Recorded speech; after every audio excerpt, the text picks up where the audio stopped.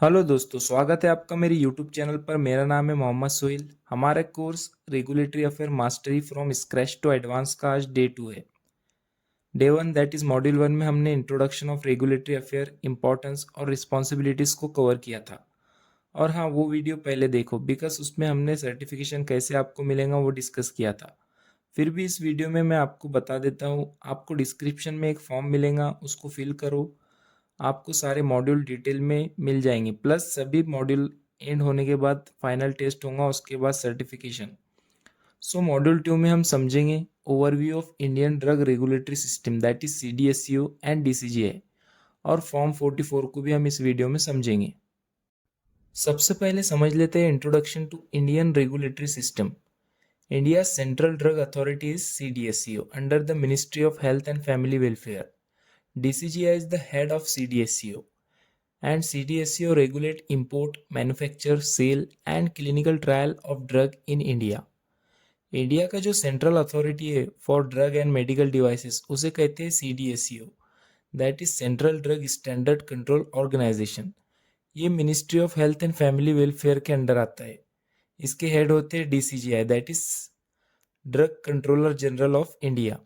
CDSCO को काम क्या होता है? इसका काम होता है ड्रग का अप्रूवल देना, उनकी सेफ्टी को मॉनिटर करना, क्वालिटी, इंपोर्ट एक्सपोर्ट रेगुलेशन करना और क्लिनिकल ट्रायल परमिशन देना। ये सब काम होता है CDSCO का इंडिया में। उसके बाद role of CDSCO and DCGI। CDSCO implement drug and cosmetic act 1940। DCGI grants permission for new drug and clinical trial, also ensure drug safety, efficacy and quality. CDSCO India में drug and cosmetic act 1940 को implement करता है। और DCGI का major काम क्या होता है? उसका काम होता है नए ड्रग के लिए परमिशन देना, चाहे वो क्लिनिकल ट्रायल हो या मार्केट अप्रूवल। दोनों मिलकर इंश्योर करते हैं कि जो ड्रग इंडिया में और जो ड्रग इंडियन मार्केट में लॉन्च होने वाला है वो सेफ हो, इफेक्टिव हो और हाई क्वालिटी को मेंटेन करे। Then drug approval process in India. सबसे पहले प्री क्लिनिकल स्टडीज, उसके बाद clinical trial application to DCGI, then clinical trial phase 1 to phase 3, submission of form 44, evaluation by CDSCO and then grant of marketing authorisation.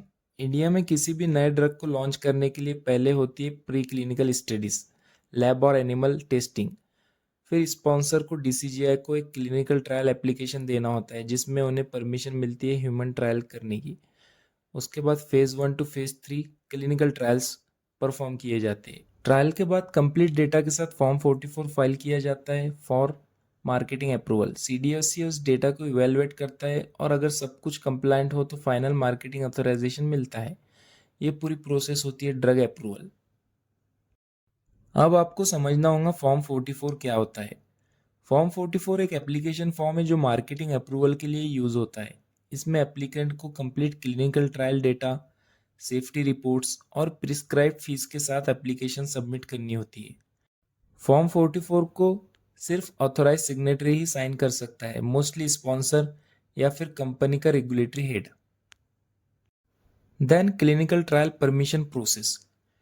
India में clinical trial permission के लिए application online Sugam portal के through होती है। Sugam portal आपने सुना होगा। Sponsor को protocol, pre clinical safety data, investigator sites और इथिक्स कमेटी अप्रूवल सबमिट करने होते हैं। ये application subject expert committee that is SEC ये रिव्यू करते हैं। अगर डेटा ठीक हो तो DCGI फाइनल अप्रूवल देता है। कौन कौन से फॉर्म यूज होते हैं इंडिया में? फॉर्म 44 न्यू ड्रग के मार्केटिंग अप्रूवल के लिए, form CT04 clinical trial conduct करने के लिए permission, form 10 drug import licence के लिए, फॉर्म 20 ड्रग को सेल करने के लिए, स्टॉक या डिस्ट्रीब्यूशन करने के लिए या फिर रिटेल लाइसेंस के लिए। सो ये सब की फॉर्म्स है इन इंडिया। चलिए इस मॉड्यूल का क्विक रिवीजन करते हैं। CDSCO सेंट्रल अथॉरिटी है ड्रग रेगुलेशन के लिए। DCGI का रोल है न्यू ड्रग और क्लिनिकल ट्रायल को अप्रूव करना। इंडिया में न्यू ड्रग लॉन्च करने के लिए फॉर्म 44 के साथ कंप्लीट ट्रायल डेटा सबमिट करना होता है CDSCO को। आई होप आपको ये सब समझ आ गया होगा।